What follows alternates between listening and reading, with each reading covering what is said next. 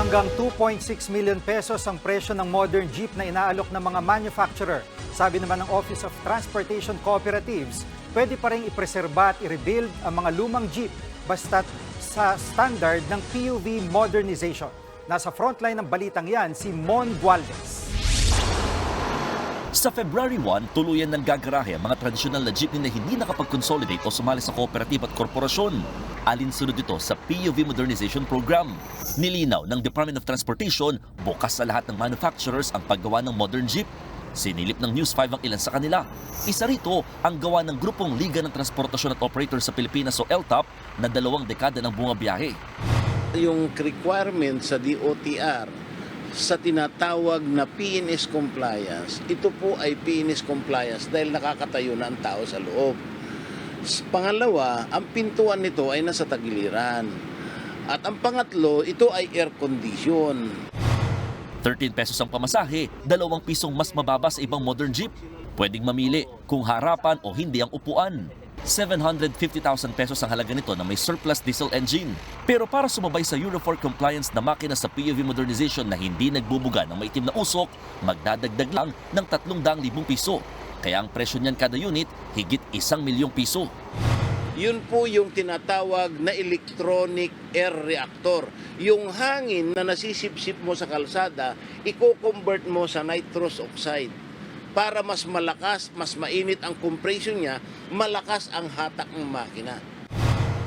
Halos ganito rin daw ang itsura ng inaalok nilang electric jeep sa DOTR na 2.5 million pesos naman ang halaga. Fully electric din ang alok ng Francisco Motors. The aircon, may CCTV at automated na pangongolekta ng pasahe. Kaya nitong tumakbo hanggang 150 kilometers kapag fully charged. Mas practical daw ito kaysa sa degasolinang makina na gawa sa ibang bansa. Euro 4 engines na Euro 4 diesel compliant na engines, sobrang mamahal to think obsolete na yun dun sa country nila. So bakit binibenta sa atin yung Euro 4? Lumang technology na yun. So itinatapon nila sa atin yung mga basura nila. Ang halaga nito, 985,000 pesos. Hindi rin nagpahuli ang Saraw na may modern version ng jeep na fully electric. Harapan ng upuan, automated din ang pagbabayad, may TV, CCTV at fire extinguisher pa. Ang presyo nasa 2.6 million pesos. Kung Saraw Motors ang papipiliin, mas gamay pa rin daw kalikutin ng mga tsuper ang combustion type na makina. Kung may papalitan daw sana sa tradisyonal na jeep, yun ay mas gawing environmental friendly ang mga mapapakinabangan pa. Building the structure, the body chassis, kaya ng mga Pilipino. Kaso ang wala sa atin, powertrain. It's either combustion engine or the full electric powertrain. So we have to get that outside the country. I think the government should step in at if they want to pursue the program, dapat ituro din sa mga manufacturer, sa local manufacturer, kung saan makakakuha nito at bigyan ng magandang incentives. Ang 3 modern jeepney na ito, malayo sa itsura ng naunang modern jeep na inilunsad ng pamahalaan na tila maliit na bus.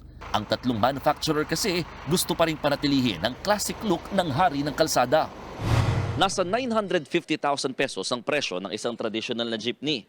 Kapag in-upgrade o minodernize ito, kailangan ng bagong makina na nasa halagang 600,000 piso at air conditioning na halos 200,000 pesos. Sumatotal, kulang-kulang 2 milyong piso. Kumpara pa rin sa nasa 2.5 hanggang halos 3 million pesos kapag bumili ng mga gawang imported.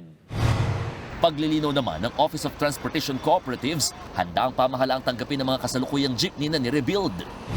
Pwedeng baguhin, pero safety dapat, roadworthy pa rin dapat, na ma-improve further para ma-meet yung standards natin dito sa programa. Nagbabalita mula sa Frontline, Mon Gualvez, News 5. Mga kapatid, Lucy Cruz Valdez po, maging maalam at may pakialam sa mga napapanahong balita sa bansa. Tumutok at mag-subscribe sa News 5 social media pages.